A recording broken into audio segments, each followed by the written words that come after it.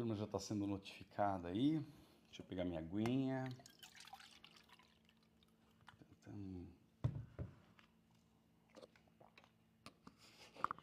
Show de bola. Um pouquinho de barulho, né? Já resolvemos aqui. Boa. Olá, pessoal. Vamos lá. Bom, hoje o papo que eu trago aqui para vocês é um papo sério, mas também profundo e até um pouco divertido. Eu sou Fernando Boto, psicólogo, escritor, doutorado em educação, experiência de muita coisa, muita gente já conhece. E o papo, ele é um pouco divertido também, porque eu gosto de falar com leveza os assuntos que a gente enfrenta, temas difíceis. Como a gente tem falado aí sobre narcisismo, que é um tema afeto a um dos pilares da prosperidade, que é de relacionamentos saudáveis, não é? E especificamente hoje eu quero falar um pouco nessa aula gratuita que eu apresento toda segunda-feira, 11 da manhã, sobre os primeiros sinais que um narcisista dá. Esse foi um tema que foi sugerido e eu acho que é interessante a gente falar sobre ele. E eu começo sobre esse ponto com uma pergunta importante. Você alguma vez já se sentiu invisível numa relação, como se a tua voz e as tuas vontades simplesmente não tivessem importância? Ou assim, talvez você tenha sentido já como se você estivesse constantemente tentando agradar alguém, enquanto as tuas próprias necessidades estão sendo ignoradas. E aí quando você finalmente questiona, isso aí acaba sentindo culpa. Porque essa é uma experiência para quem está lidando com alguém que tem características narcisistas. Vou te contar uma coisa, lidar com uma pessoa narcisista pode ser algo que suga tuas energias. E essa dor, muitas vezes, ela é solitária e a gente tem vergonha. Por quê? Uma pessoa que tem uma situação, tanto o transtorno da personalidade narcisista, quanto características fortemente narcisistas, essa pessoa ela é mestre em fazer com que a gente duvide de nós mesmos. E eles são capazes de distorcer situações e deixar a gente num estado de alerta, de ansiedade frequente, não é? Porque você tenta agradar, você tenta entender, mas parece que nada nunca basta, não é suficiente. Você pode talvez se sentir drenada na tua energia, emocionalmente esgotada, e isso mina a sua confiança, mina a tua alegria, isso abala a essência que nós temos. Mas o lado traiçoeiro do narcisista é que ele não chega com uma placa assim, luminoso dizendo: olá, eu sou narcisista, eu vim aqui para mexer com a tua cabeça. Não, ele é subrepetício, que palavra linda, né? Ele é sorrateiro, ele chega às vezes de uma maneira sedutora, cheia de promessas. E é aí que mora o perigo. É aí que a gente precisa ficar atento. Eu vou dividir alguns dos primeiros sinais que revelam o comportamento do narcisista. Veja, alguns sinais podem ser óbvios, tá? Mas outros são mais difíceis de detectar, por quê? Porque os narcisistas eles são absolutamente encantadores quando eles querem, quando eles têm um objetivo. E vou dizer, encantadores até demais, tanto homens quanto mulheres, tá?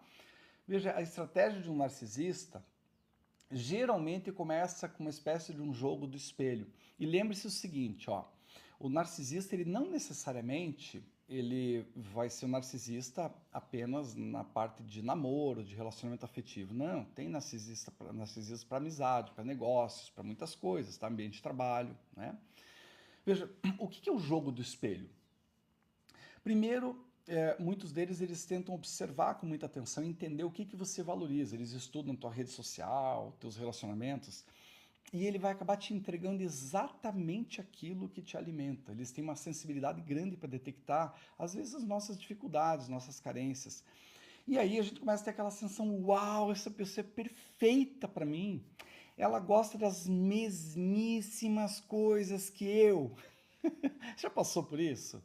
Escreve aí nos comentários se você já passou por isso. Bom, aí essa sensação é construída de uma maneira meticulosa, de uma forma manipulatória para fazer a conquista. Mas com o tempo, as máscaras vão caindo.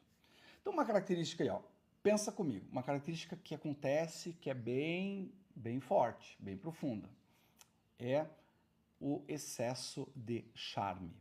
Veja, o narcisista, ele não chega de qualquer jeito, não. Ele entra na tua vida como se ele fosse um espetáculo de fogos de artifício do ano novo, efeitos especiais, uma coisa meio cinematográfica. O narcisista, ele gosta de chegar causando. Veja, tem diferença daquela personalidade histriônica, que a gente pode até fazer diferenciação, se alguém se interessar depois, né? Mas assim, o narcisista, ele normalmente gosta de fazer uma chegada, não é tímida, ela é realmente pujante, né? E é quase como se o narcisista fosse um príncipe encantado que você sempre sonhou. E o narcisista, ele não é só charmoso, ele é o excesso do charme. Ele é o charme em pessoa. Ele não economiza nos elogios, nas promessas, nas declarações de emoções e sentimentos. Ele parece dizer exatamente aquilo que ele precisa dizer para fazer uma conquista. E no começo, gente, vai dizer que você não gosta. Quem não gosta de uma massagenzinha no ego, né? De receber um carinho, uns elogios? Como é bom, né, gente? Pô, não sei, né? Você também gosta? Me diz aí se você também sente isso. Afinal, quem que não quer alguém que entenda a gente tão bem, que fale coisas tão profundas, que fazem a gente se sentir, né, desejado, especial? Veja, mas aqui está um detalhe. Esse excesso de charme, tudo que é exagerado, é um dos primeiros sinais de alerta, e não só para o narcisismo, para muitas outras coisas. Vou explicar na parte que eu avalio assim também enquanto psicólogo. Eu já atendi muita gente, né?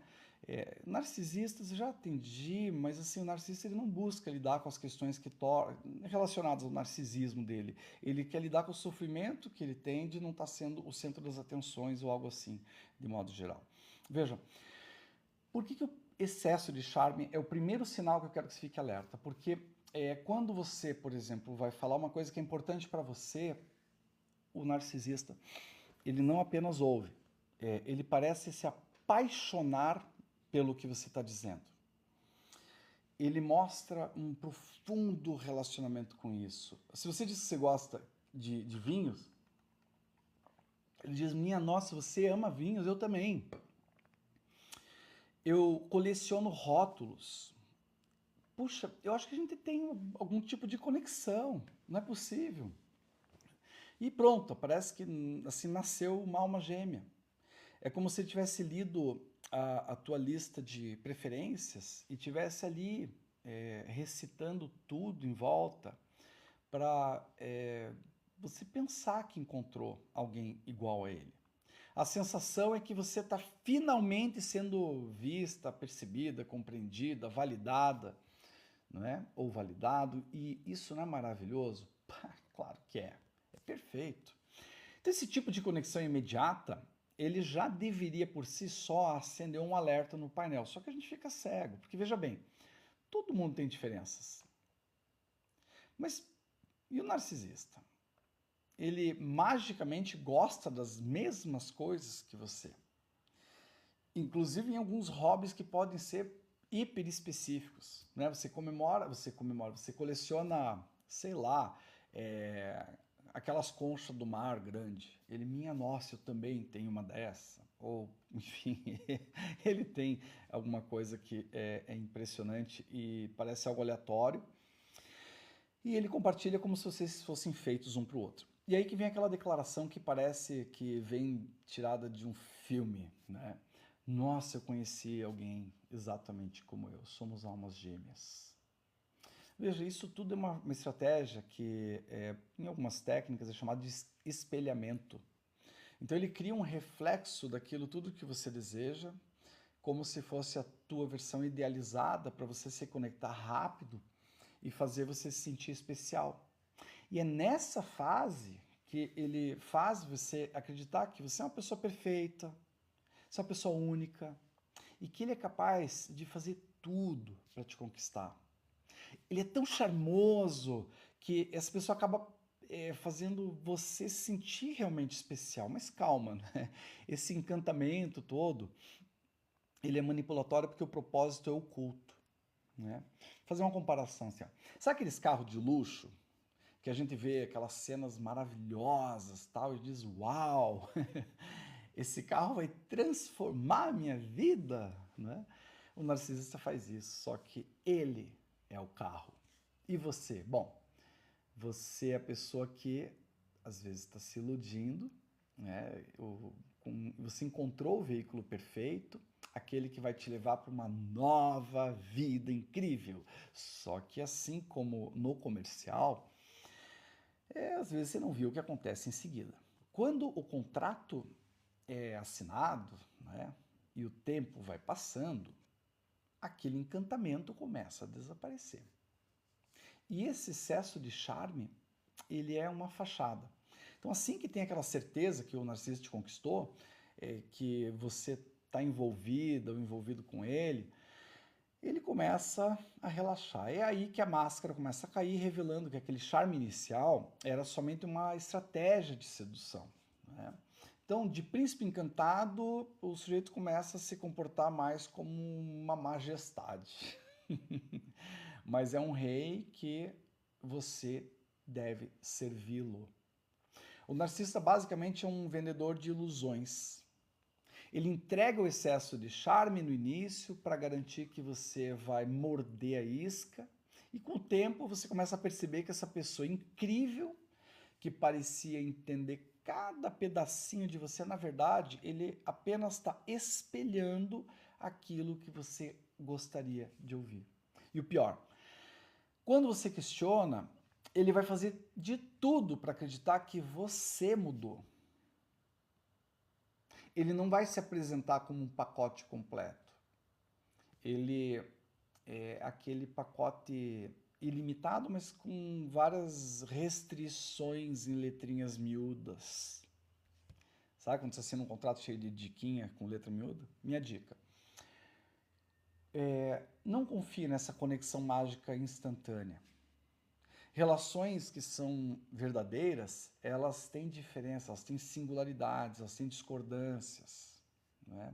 Quando você está concordando demais, gostando demais, apaixonado demais, vai com calma, porque uma coisa é certa, quem vem com todo esse aparato, esse charme logo de cara, muitas vezes esconde um contrato cheio de cláusulas ocultas, leoninas, que você nem percebeu. Vamos falar de uma outra característica que os narcisistas têm, que eles dão nos seus primeiros sinais? Vamos lá. Eles fazem um desrespeito sutil aos limites. Uma característica forte dos narcisistas é fazer um desrespeito sutil aos limites. Veja, eles são mestres em ultrapassar os limites, mas eles não fazem isso de uma maneira óbvia, gritando ou impondo. Normalmente não é assim. O jogo dele costuma ser mais sutil. Ele começa como quem não quer nada, vai testando o terreno, vai empurrando um pouquinho ali, um pouquinho aqui, um cotovelozinho ali, e sempre com aquela carinha de, foi sem querer. E a gente muitas vezes não percebe. Mas esses pequenos avanços, eles já mostram algo a respeito dos seus limites. O limite é zero. No início pode ser até algo fofo, divertido, digamos que você está assim, exausta, mas de uma maneira carinhosa, que precisa, de repente pede uma noite só para você.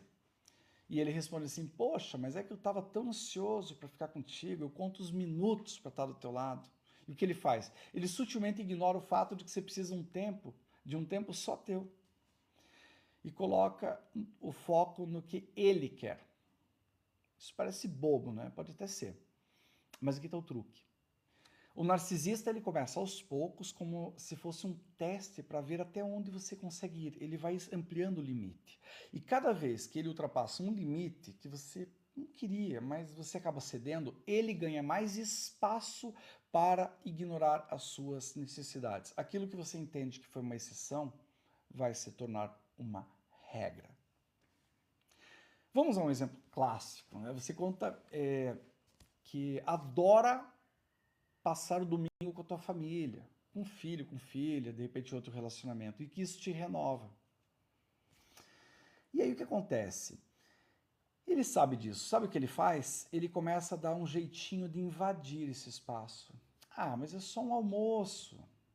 E você me coloca em segundo plano. Ou então assim, né? Ah, não posso acreditar que a tua família é mais importante do que está comigo hoje. Ele faz você se sentir uma pessoa culpada por valorizar o que é essencial para o teu bem-estar. Ele cria uma tensão onde antes existia uma coisa sagrada. E o que era o teu tempo de paz se transforma numa situação, numa montanha-russa de manipulação emocional. Há que ter cuidado. E olha como é que o narcisista ele disfarça bem. Esse desrespeito pelos seus limites, que poderia parecer uma invasão óbvia, vem sempre disfarçado de uma preocupação ou até mesmo de um carinho, um cuidado.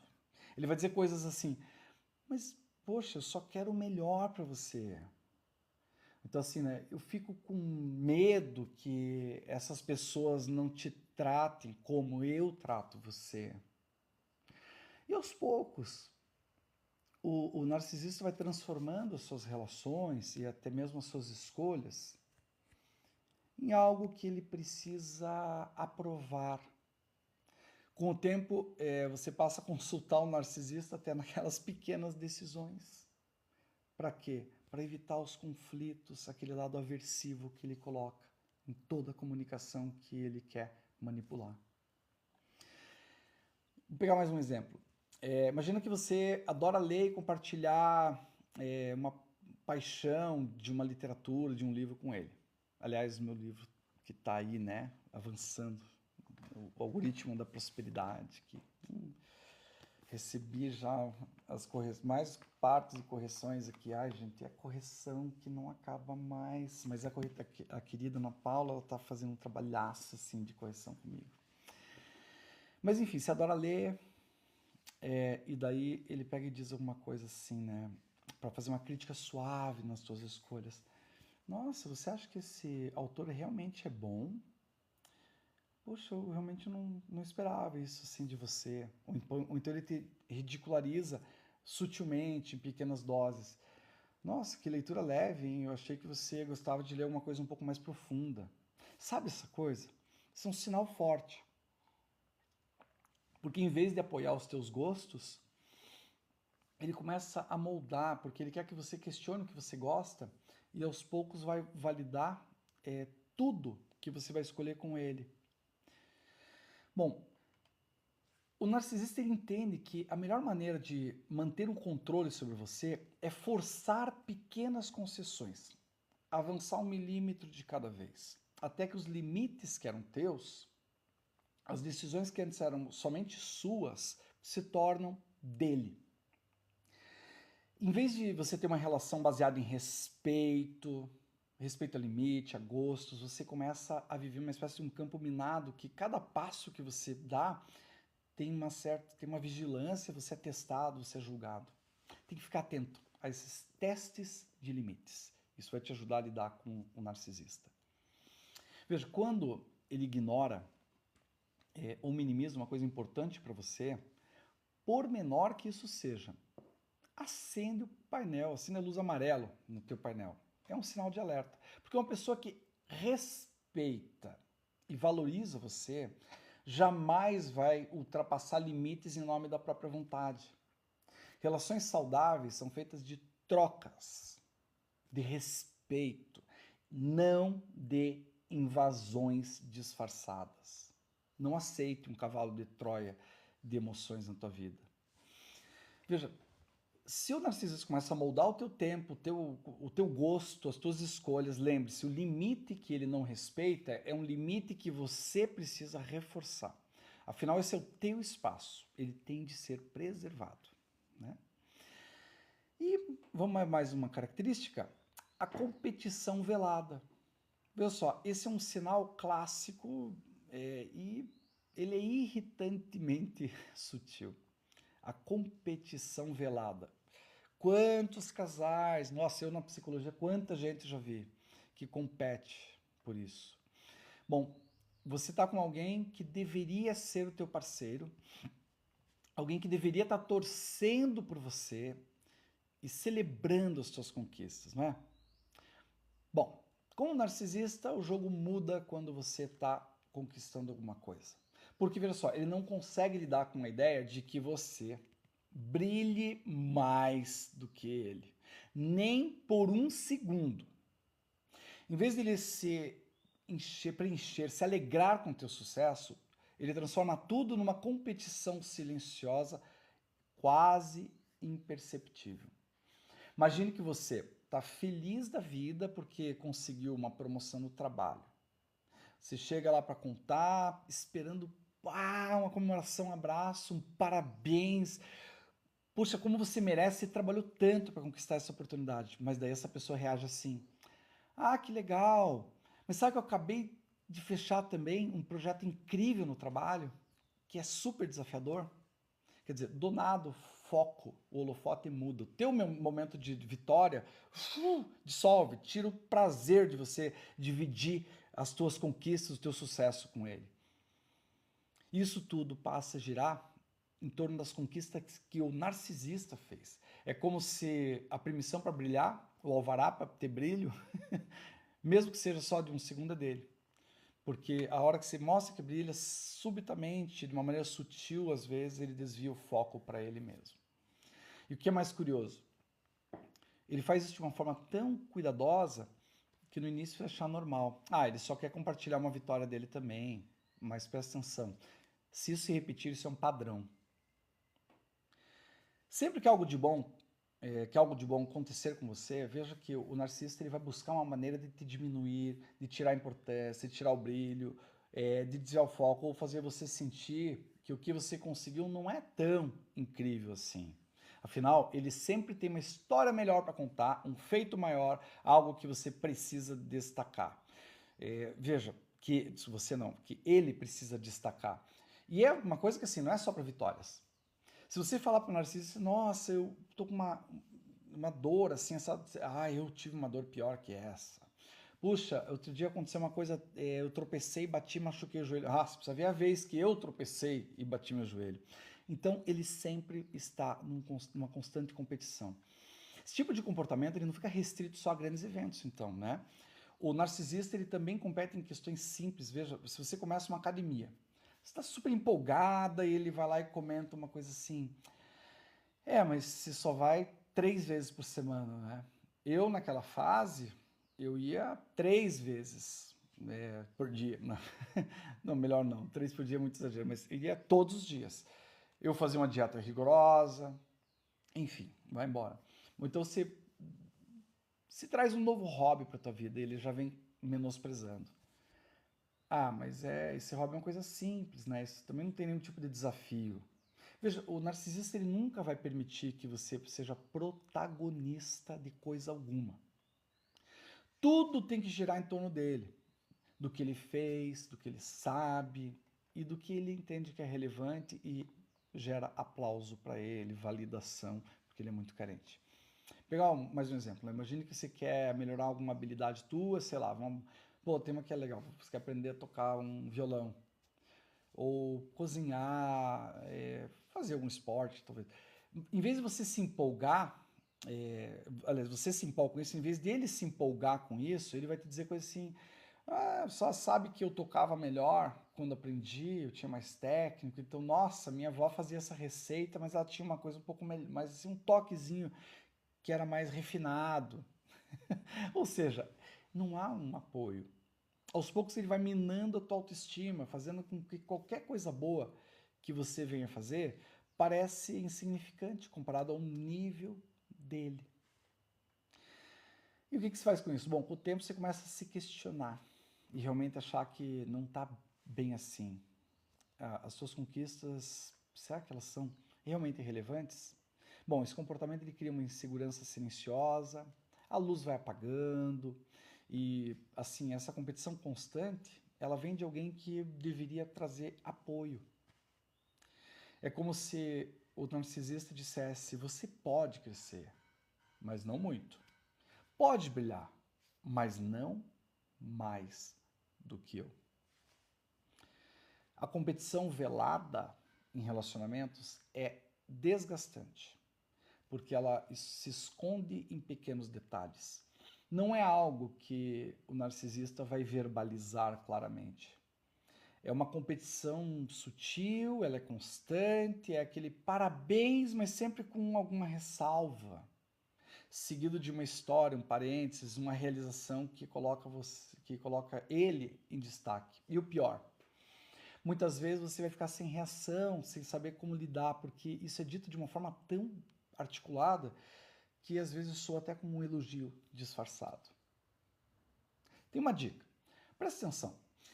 Alguém que realmente te ama vai torcer por você, vai te incentivar a celebrar tuas vitórias, sem tentar roubar teu brilho. Não aceite menos do que isso. Se o teu sucesso é sempre seguido por um mas eu também, fique atento.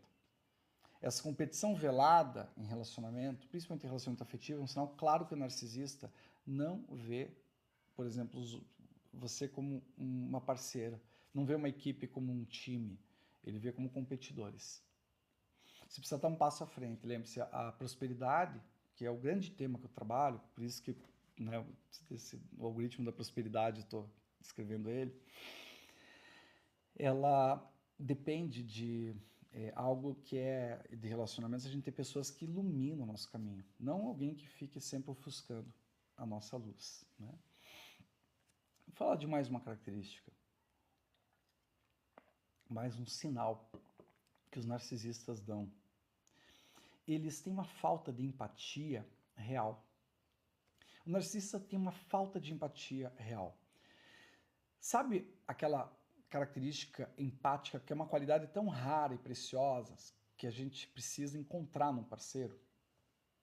A empatia real é aquela capacidade de sentir junto, de você estar lá nos momentos difíceis, comemorando também os momentos bons, mas o narcisista, para ele, a empatia real é uma miragem. No início, ele parece incrivelmente sensível e até compassivo. Ele escuta, ele faz perguntas, ele te olha com atenção e você pensa: uau, encontrei alguém que realmente me entende. Mas, como tudo no narcisista, é fachada. A empatia dele é uma performance, um teatro, que revela nas pequenas situações. Imagine que você teve um dia ruim, péssimo, no trabalho. Você chega, desabafa, esperando aquele ombro amigo. E o que o narcisista faz? Ou ele te interrompe com aquela historinha pior, ele passa por uma coisa muito pior que você, ou ele minimiza o teu problema, dizendo assim: pô, mas isso é uma coisa pequena, você tem que parar de se importar com essas coisas pequenas. E de repente a conversa, que era para ser mais sobre você, se transforma numa análise de como você está errada ou errado em sentir o que você está sentindo. Terrível, né? Eu vou querer ouvir as experiências de vocês aqui já, de interação. Comenta comigo se você já passou por isso. Vou pegar mais um exemplo. Imagina, vamos pensar assim, ó, você está passando por uma situação emocionalmente mais pesada, uma coisa séria, sei lá, um familiar que tem problema de saúde. O narcisista pode até fingir um interesse no início, mas logo ele se fica impaciente e a preocupação dele dura até o momento em que isso começa a interferir no bem-estar dele. Quando essa situação ela acaba se prolongando, ele começa a mostrar sinais de impaciência, fica até irritado, e aí começa a surgir aquelas frases que são balde, nossa, você ainda tá nisso, você ainda tá nessa. Pô, mas todo mundo passa por dificuldades, tem que aprender a enfrentar isso, e a gente tá passando por coisa muito pior. Você vê por que a empatia real dele não bate mesmo? E tem uma crueldade que, no fundo, é duro porque parece que o narcisista ele expressa uma verdadeira preocupação, mas logo a verdade vai aparecendo. Ele se importa apenas na medida em que isso não atrapalha a paz dele.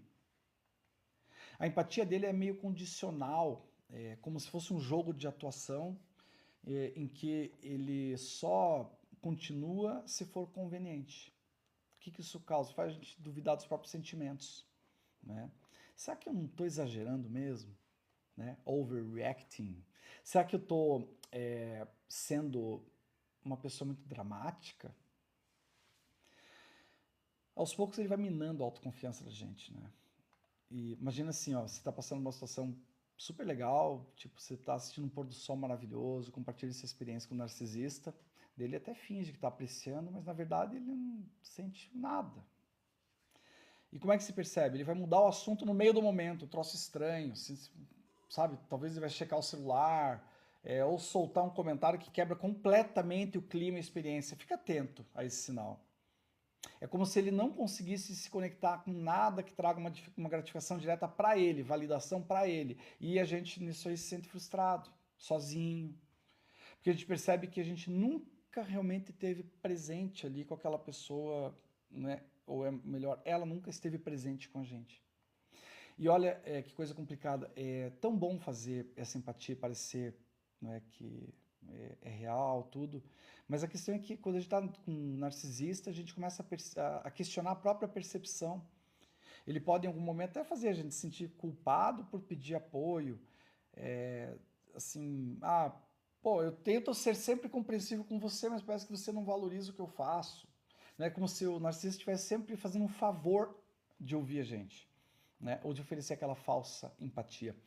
Isso é extremamente confuso, porque você sente que devia se sentir grato, mas ao mesmo tempo sente um vazio cada vez maior.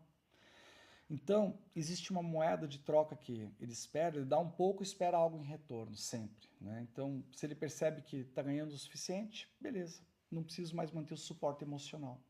E aí a gente percebe que a gente se sente usado, etc e tal, não é assim? E por que isso é perigoso? Né? Porque isso vai criando vínculos cada vez mais profundos e vai destruindo a nossa autoconfiança. Né?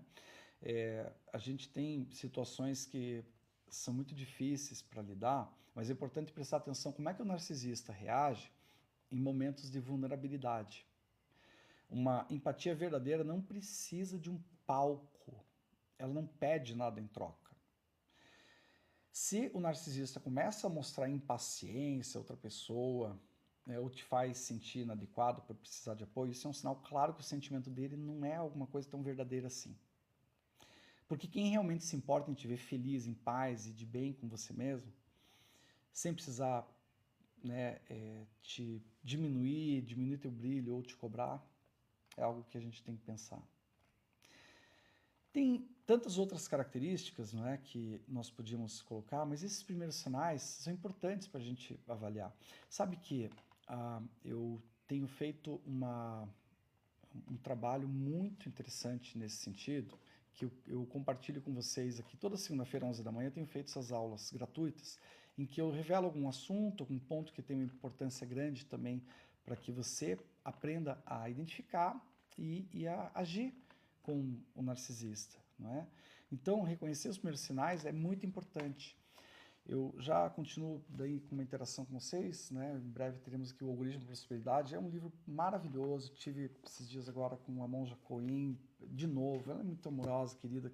Vou estar com ela novamente já daqui a alguns dias.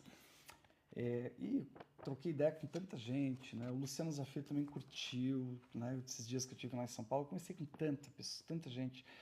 E eu vou trocar uma ideia com vocês já interagindo, tá? Lembre o seguinte, na minha rede lá, o Fernando Boto Oficial, que é vizinha, é muito legal, tem muito conteúdo. Me segue, já estou crescendo, estou tentando viver da minha arte, né? Como eu digo. E esse livro que eu estou lançando, ele é maravilhoso, assim, vai estar muito legal, sabe? E esses temas são muito importantes. Nesse tema que a gente está falando hoje, para reconhecer os primeiros sinais de narcisismo, veja só, a gente tem que ter o primeiro passo para despertar. Esse despertar é uma mistura que vem de tristeza com raiva. Quando você identifica que você está em uma relação com um narcisista, a gente sente triste, sente raiva. É normal porque quando a gente percebe o quanto a gente se permitiu ser usado, ser manipulado, isso traz um peso, traz um arrependimento. Mas lembre-se assim, esse é um ato de coragem, de força, esse reconhecimento. Despertar para isso é uma decisão poderosa. É o ponto em que você diz, chega, eu mereço mais. Eu mereço valor, respeito, eu mereço paz. A partir de agora, é importante que você comece a se fortalecer e sabe o que é incrível? Essa força está aí dentro, ela sempre esteve aí. O narcisista talvez tenha feito você esquecer disso, mas ela está viva esperando para ser resgatada. E eu ajudo você a fazer isso. É só vir comigo. Essa força ela vai crescer. Você vai aprender a confiar em você mesmo de novo, reconhecer valores, emoções, entender seus sentimentos. Eles não precisam de validação de ninguém, precisam da tua. Você merece relacionamentos que respeitem os seus limites e que façam você se sentir seguro e valorizado. Mas veja, você merece estar ao lado de pessoas que celebram conquistas, têm empatia de verdade, real, e que não façam você se sentir menos. O caminho para você se resgatar e conquistar a verdadeira prosperidade, que é o que eu quero que você encontre, ele acontece quando você escolhe a você mesmo, em primeiro lugar. Então, na próxima vez que sentir que tem alguma coisa errada, confia na tua intuição. Alguém quando tentasse te manipular, lembre-se do poder que você tem. A prosperidade, a verdadeira prosperidade, ela vem quando você começa a se libertar disso. Obrigado mesmo de coração por vocês fazerem parte aqui. Compartilha, comenta, venha comigo, tá? Segue aí nas redes, o Fernando Boto Oficial e vambora, né? Leve-se aí no coração, compartilha isso com quem precisa ouvir. Obrigado pelos likes, por tudo mais. Gente, vou encerrar aqui uma dessas nossas primeiras aqui. Até mais. E vamos continuar um pouco mais aqui. People aqui também, né? Já finalizo isso aqui também, tá? Boa. E quero continuar um pouquinho mais com você aqui, que tem algum comentário. Obrigado quem fez, deu um coraçãozinho aqui. Super bem-vindo. TikTok, que coisa boa estar aqui com vocês. Quem quiser fazer, tem alguns seguidores aqui. Eu acho que nunca conheci um narcisista, ou nunca reparei, né? Rafael, que legal, cara, assim... nunca conheceu, acho pouquíssimo provável. Você já conheceu muitos. Mas acontece muito o seguinte, a gente tende a projetar quem a gente é nos outros. Você fez um comentário e disse, poxa, nunca identifiquei, talvez porque você nunca se preocupou com essas competições, com essas questões e tal.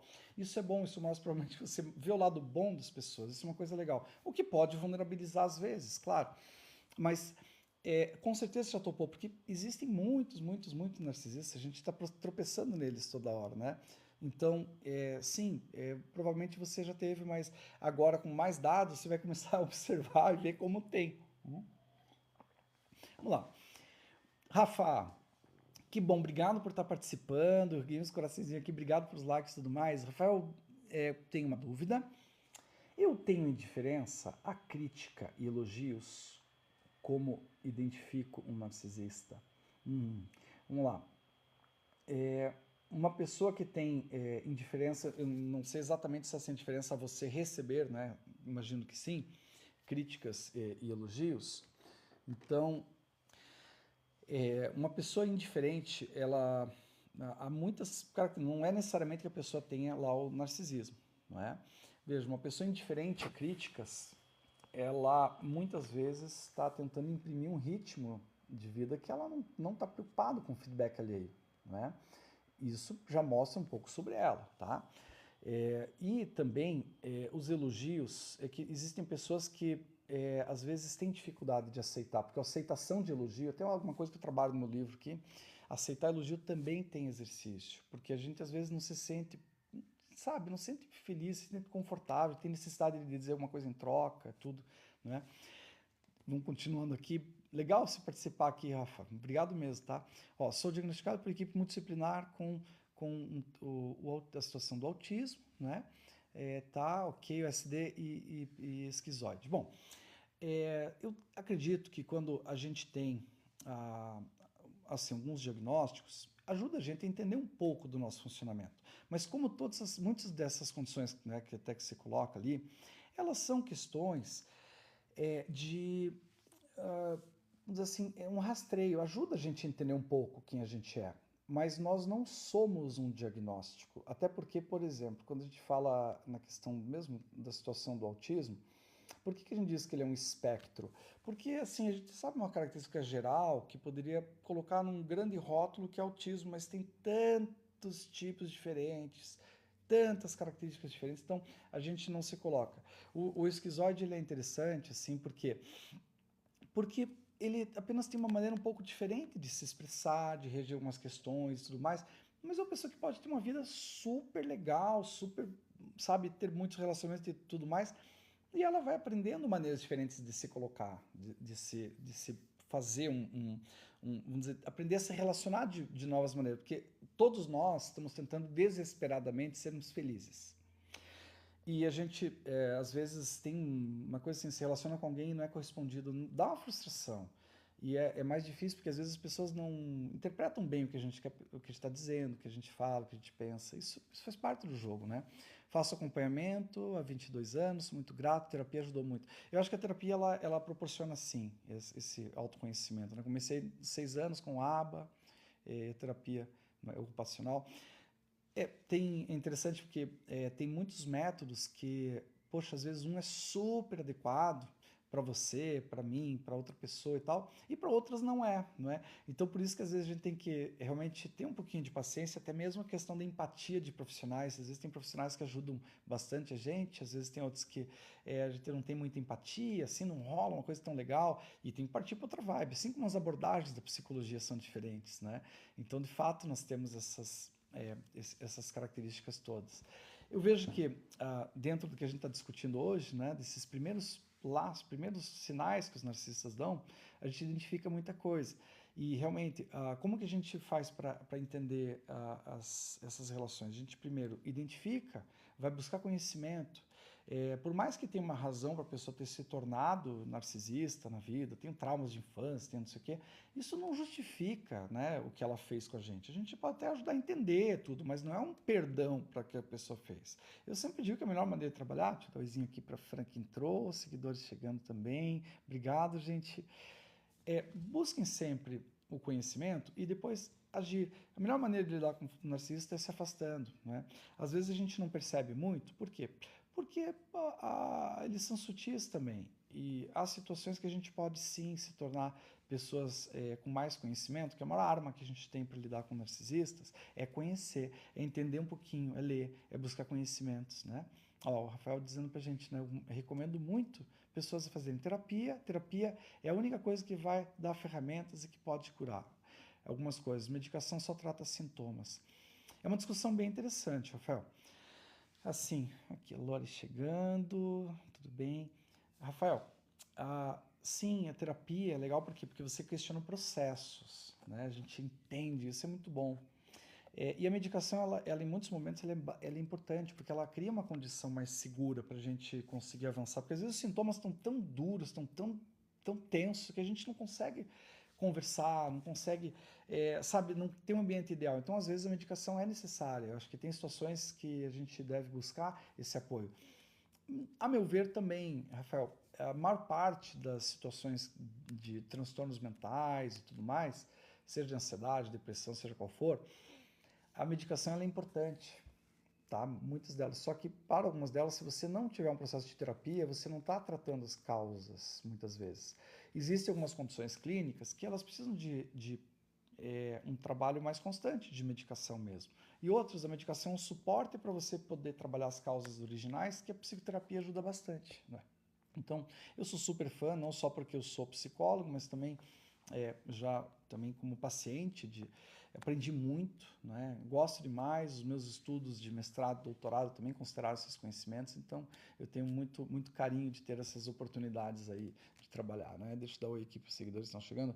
Se alguém quiser perguntar alguma coisa, eu vou fazer o seguinte, que eu vou já finalizar, que eu já tenho que ter meus compromissos em breve. Esse livro que eu vou lançar em breve, do Algoritmo da Prosperidade, né? Que está aqui nas revisões finais, espero, né? Mas está puxado, né? Muito difícil revisar um livro. Livro que tem tanta gente aqui, eu tive lá com a Monja Coen agora, trocamos uma ideia, ela foi tão querida e carinhosa. Diga uma página para mim, qualquer, vamos pegar assim, entre 1 e 400, tá? O livro tem mais de 400 páginas, mas pega assim, um número, escreve um número aí, que eu vou ler um parágrafo aleatório aqui do livro e, ops, quase derrubei. Eu escrevo um parágrafo para a gente finalizar. Uma dúvida como enquanto alguém fala um número de página para mim, que depois abrir a página, você não abre um aleatório para terminar. E vou responder essa dúvida aqui. Tem como antissocial ser narcisista? Boa pegada, tá? Boa. Veja, o narcisista, normalmente, ele precisa de pessoas para validar ele. Ele pode sim desenvolver uma condição de não buscar a socialização e se tornar antissocial. Por quê? Porque como ele resume as pessoas a holofotes que precisam validar a autoestima dele, ele pode se tornar sim antissocial quando ele não está encontrando nesse meio social a validação. E ele pode desenvolver comportamentos nesse sentido. E, aliás, quando ele, às vezes, ele tem uma rejeição coletiva nesses meios sociais, ele pode, às vezes, se afastar e se tornar antissocial e aí, às vezes, busca terapia. Não porque ele quer deixar de ser narcisista, não quer enfrentar as causas que levam ele a desenvolver os conhecimentos, os comportamentos narcisistas, mas ele quer aprender a lidar com o sofrimento do porquê que os outros não me aceitam, com essa dor. Por isso que alguns narcisistas, eles acabam indo para o transtorno, inclusive transtornos, comorbidades, transtorno depressivo e assim por diante. Quem quiser fazer então, colocar um número de página, me diz entre 1 e 400, eu já coloco aqui, abrir para finalizar, que é o livro que em breve aí já vai estar, página 50, queridão. Que legal, meu amigão. E o Fernando Boto Oficial, na outra rede lá, quem quiser, vem comigo, na rede vizinha, página 50, né? Tá rabiscado o meu livro porque eu estou corrigindo, tá, gente? A professora Ana Paula está me ajudando, tá? Aliás, também tem correções na página 50. Vou pegar aqui um partezinho. Muitos escritores abordaram a importância de viver o aqui e agora, em vez de nos lamentarmos pelo passado ou de nos angustiarmos com o futuro. Devemos aprender a ancorar nossos pensamentos e energias no presente. O que não significa ignorar o passado ou desconsiderar o futuro, mas sim reconhecer que a única esfera de influência verdadeira que temos é o momento atual. Em diversas conversas com pesquisadores e público em geral sobre esse livro, uma pergunta surgiu com frequência: por que 10 pilares? E aí eu explico como é que ele aconteceu. Gente, viver o aqui e agora, essa aqui é a página 50 é a última página da introdução do livro, e que eu falo sobre a questão da ilusão que a gente tem, às vezes, querer controlar o futuro, tá? Controlar o futuro é uma coisa muito difícil. A gente não consegue controlar o futuro. Vocês sabem disso melhor do que eu, né? E a gente tem, a página imediatamente anterior, né, que é a página 49, a gente tem exatamente o ponto de que quando você tenta controlar o futuro, você descuida do presente e não consegue viver o futuro. Rafael, eu quero ver quando eu consigo terminar esse livro, porque a revisão está dando um trabalho muito maior do que eu queria. Eu estou com a intenção de lançar ele em novembro, mas com tanta viagem, tanta coisa, e como eu quero fazer uma coisa muito bem feita, eu talvez atrase um pouquinho mais. Mas eu vou ter ele na Amazon sim, tá, meu cara? Pô, obrigado, tá, pelo carinho. Hiperfoco em leitura, pô, que bom. Esse é o hiperfoco melhor do que tantos outros que eu já vi, né? Porque o hiperfoco em leitura buscando boas leituras vai te trazer muito crescimento também. Vou querer saber quais impressões você vai ter no meu livro. Mas ainda leva um tempinho para eu lançar, porque, como disse, né, as correções dão mais trabalho. Isso aqui é só um boneco, né, da minha editora. Então, isso aqui eu só fiz uma impressão para corrigir mesmo, né? Então, em breve eu vou ter sim o lançamento, mas obrigado pelo carinho, pela atenção de vocês, tá? Pelas interações. Rafael, você foi fantástico hoje me ajudando a colocar aqui essas questões, né? Vejo correções demorando anos. A minha vai demorar ainda um tempinho mais, mas é que estou numa parte bem final. Já tive umas 3 rodadas profundas de correções, então espero que essa seja a penúltima, né? Queridões, fiquem bem, queridinhas também. Um abraço, beijo para vocês todos. Obrigado pelo carinho, pela atenção. Fernando Boto Oficial, venham junto comigo. Lá tem bastante conteúdo também. Toda segunda-feira, 11 da manhã, estamos juntos, fazendo uma divisão aqui. Obrigado por tudo e tamo junto, gente. Beijo, abraço para vocês. Até lá, até mais. Valeu, se cuida, você também.